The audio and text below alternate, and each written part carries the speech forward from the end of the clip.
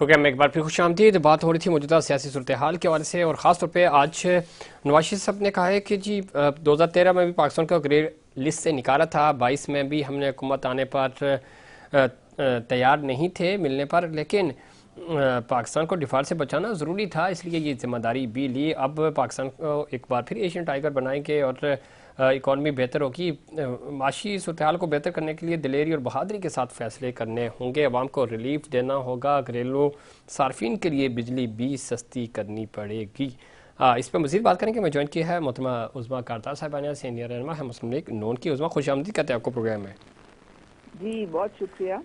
کس طرح دیکھتی ہیں اس وقت میاں صاحب نے چونکہ کوئٹہ کا دورہ کیا، وہاں پہ تو بڑی زبردست پذیرائی ملی، لوگ شامل ہوئے مسلم لیگ نون میں. اس کے اوپر پاکستان پارٹی کو بڑے تحفظات ہیں، وہ بھی آگے چل کے میں آپ سے پوچھوں گا، لیکن اوورآل کیسے دیکھ رہی ہیں سیاسی طور پہ مومنٹم مل رہا ہے مسلم لیگ نون کو؟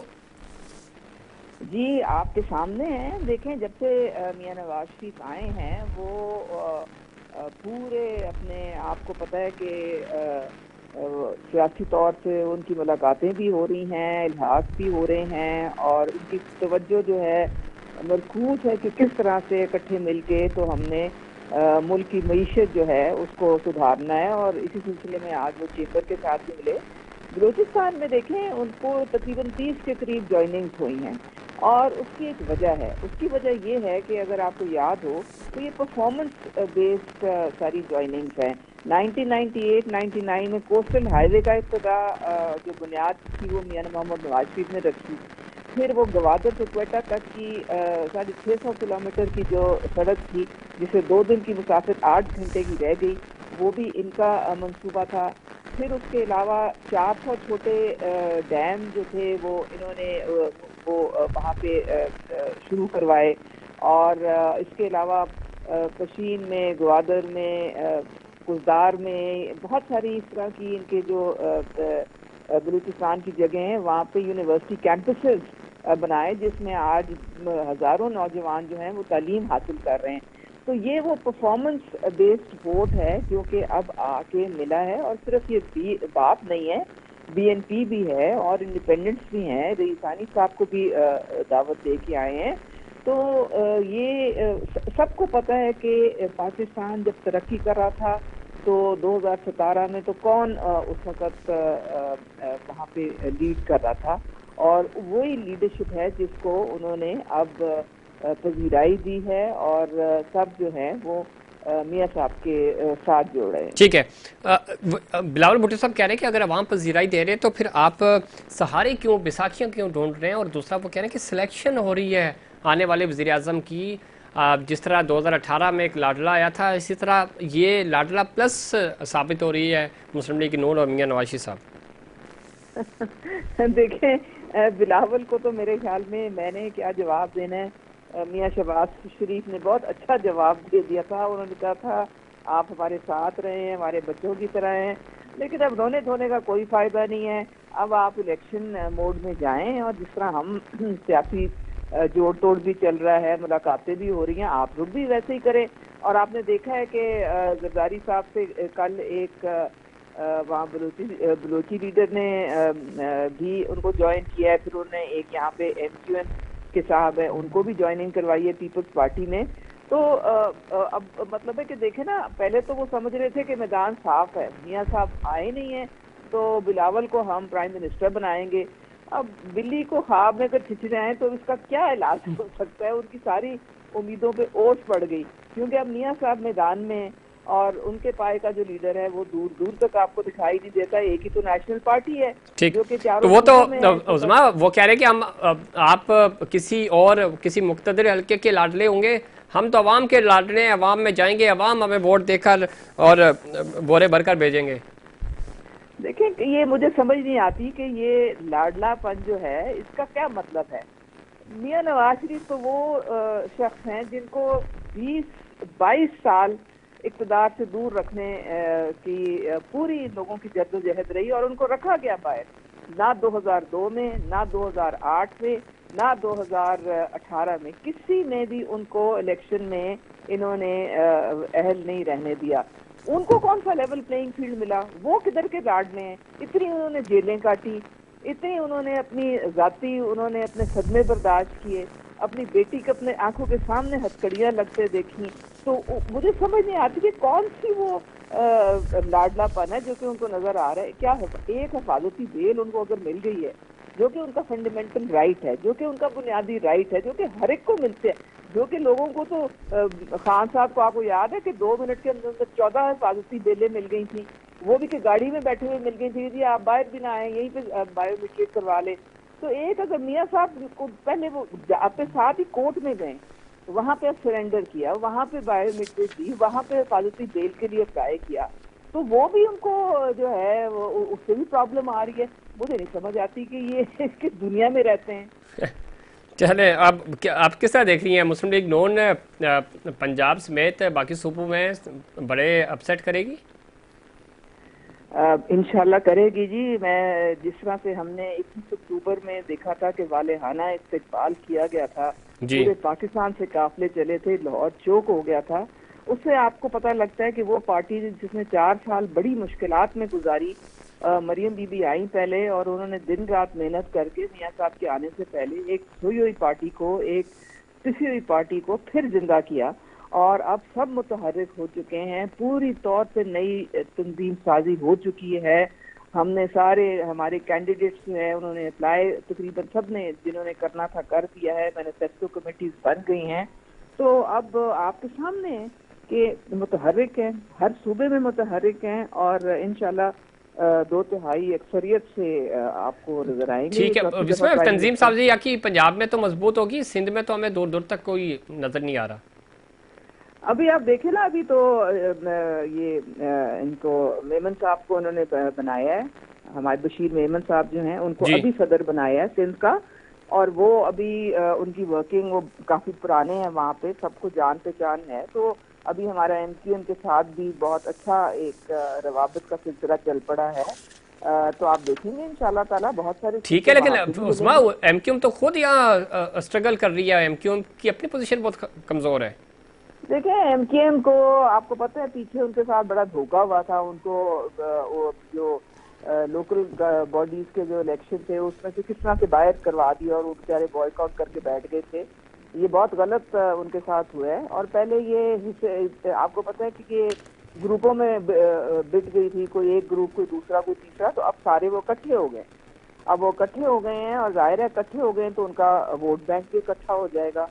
تو آپ نے دیکھا 22 کے قریب تو ان کی سیٹیں تھیں، انشاءاللہ یہ دوبارہ بھی سیٹیں ملے گی، اور پھر نون لیگ ٹھیک. جو ہے وہ بھی ان کو وہاں پہ سپورٹ کرے گی، تو کافی بہتر ہوگا پہلے سے. بہت شکریہ عظما اپنے پروگرام میں بکتی ہے. اور ایم کیو ایم سرپرائز کرے گی، بہتر ہوگا، لیکن گراؤنڈ ریئلٹیز سے بالکل ڈیفرینٹ ہیں. دیکھنا یہ ہے کہ ایم کیو ایم کتنا کام کرتی ہے اس کے اوپر اور کیسے ان کو یہاں سے ریکوری ہوتی ہے، عوام ان کو ووٹ دیں گے نہیں دیں گے، یہ فیصلہ ہونا ہے، ظاہر ہے عوامی سطح پہ ہو جائے گا. اور دوسری طرف پاکستان پیپلز پارٹی تو اپنی محنت کر رہی ہے. مسلم لیگ نون اوورآل تنظیمی ڈھانچہ جب ہم دیکھتے ہیں تو یہاں بہت کمزور ہیں، کینڈیڈیٹس ان کے پاس نہیں ہیں اور نہ ہی ووٹرز ہیں. 2-3 حلقے ہیں جہاں پہ مسلم لیگ نون کے پاس کے ووٹرز بھی ہیں اور پوزیشن بھی بہتر ہے، لیکن وننگ پوزیشن پھر بھی بڑی مشکل ہوگی. دوسری طرف اگر ہم پنجاب کی بات کریں تو ظاہر سب نظریں پنجاب پر ہی ہیں اور معاملات وہیں سے ہی سیٹل ہوں گے، اور جو پنجاب جس کے پاس جائے گا تو مومنٹم ادھر سے ہی گین ہونا ہے. پاکستان پیپلز پارٹی اگر سندھ بہتر طریقے سے مینج کر لیتی ہے تو اور پنجاب میں سے بھی کچھ سیٹیں نکال لیتی ہے کے پی سے اور ساتھ ہی ساتھ بلوچستان سے، تو پاکستان پیپلز پارٹی ایک اچھے نمبرز کی صورت میں تو سامنے آ سکتی ہے. اسی طرح مسلم لیگ نون بھی، لیکن ابھی بہت پیچیدہ صورتحال ہے، چیزیں ابھی فوگی ویدر ہے آپ کہہ سکتے ہیں پولیٹیکلی. تو بہت ساری چیزیں ابھی آہستہ آہستہ جیسی کیمپین آگے بڑھے گی، سیاسی طور پہ اتحاد سامنے آئیں گے تو ہی بہتر اندازہ لگایا جا سکتا ہے. اس پہ بات کریں گے. ہمیں جوائن کیا جناب محسن رضا خان صاحب نے، سینئر صحافی ہیں، سینئر تجزیہ کار ہیں. حسن خوش آمدید کہتے ہیں آپ کو پروگرام میں. محسن رضا صاحب سن پا رہے ہیں آپ مجھے؟ نہیں، آپ کی آواز نہیں آ رہی تھی. اب آ رہی ہے سر؟ جی اب آ رہی ہے. محسن رضا صاحب کس طرح دیکھتے ہیں آج بلاول بھٹو صاحب بھی 70 سالہ کھیل کھیلے جانے والے کھیل کی بات کر رہے ہیں، وہ کہہ رہے ہیں جی وزراء اعظم سلیکٹ ہوتے رہے، آج بھی اسی طرح کی سلیکشن کی جا رہی ہے، کھلواڑ بند کی جائے، آپ نے کیا آبزرو کیا، وہ کیا کہنا چاہ رہے ہیں؟ اور پاکستان پیپلز پارٹی تھوڑا سا لگتا ہے نا کہ جیسے کسی چیز سے خوفزدہ ہو رہی ہے، تو کچھ گڑبڑ چل رہی ہے یا سب چیزیں ٹھیک جا رہی ہیں؟ نہیں، ان کے کہنے کا مقصد یہ ہے کہ اس کھیل میں ہمیں بھی شامل کیا جائے۔ اچھا، وہ آسان زمان میں جب زرداری صاحب کی ٹیمیں بلوچستان میں جا کے جی باپ پارٹی بنائی اور حکومت کو خاتمہ کیا اور رخصت بریف کیس لے کے وہاں پھرتے تھے، تو انہیں نہیں پتا تھا کہ ہم کیا کریں۔ یہ ہماری سیاست میں یہی ہے کہ پہلے ایک نعرہ لگایا جاتا ہے خوش تماشا، لیکن بعد میں سودے بازی کر کے اور جس کی سودے بازی ہو جائے وہ خاموش ہو جاتا ہے۔ بالکل ٹھیک کہہ رہے ہیں محسن صاحب، ہمیں یاد ہے اور آپ کو بھی یاد ہوگا کہ نگران سیٹ اپ جب نیا نیا آ رہا تھا اور اس وقت زرداری صاحب بڑے متحرک تھے، انہوں نے بلوچستان سے بھی کچھ لوگوں کو شامل کروایا تھا، کچھ تیار ہو گئے تھے، جنوبی پنجاب ایون پنجاب سینٹرل پنجاب کی طرف وہ دیکھ رہے تھے، تو اچانک بریکس لگی، اس وقت نعرے بھی لگتے تھے۔ یہاں سندھ سے مراد علی شاہ صاحب کہتے تھے کہ اب میئر بھی کراچی کا جیالہ بن گیا، سی ایم تو ہے ہی جیالہ، اور پرائم منسٹر بھی آنے والا جیالہ ہی ہوگا۔ تو وہ قبل از وقت تھا یا پاکستان پیپلز پارٹی وہ آپ خود جس طرح فرما رہے تھے کہ اس کھیل میں خود بھی شامل ہونا چاہ رہی تھی کہ حصہ ملے، تو اس حصے میں کٹ لگا ہے تو شاید آج آوازیں آ رہی ہیں؟ سب کے سامنے ہے پاکستان کی سیاست پیپلز پارٹی نے، جس سے اسٹیبلشمنٹ کے ساتھ مل کے بلوچستان میں جو کھیل کھلا سینیٹ کے الیکشن میں انہوں نے جی بالکل کی حمایت کی۔ پھر جس طریقے سے ہم دیکھتے ہیں آصف زرداری نے 2 نمبری کر کے اور اسٹیبلشمنٹ کے صادق سنجانی کو چیئرمین سینیٹ بنوایا اور اپنے امیدوار کو ہٹوایا۔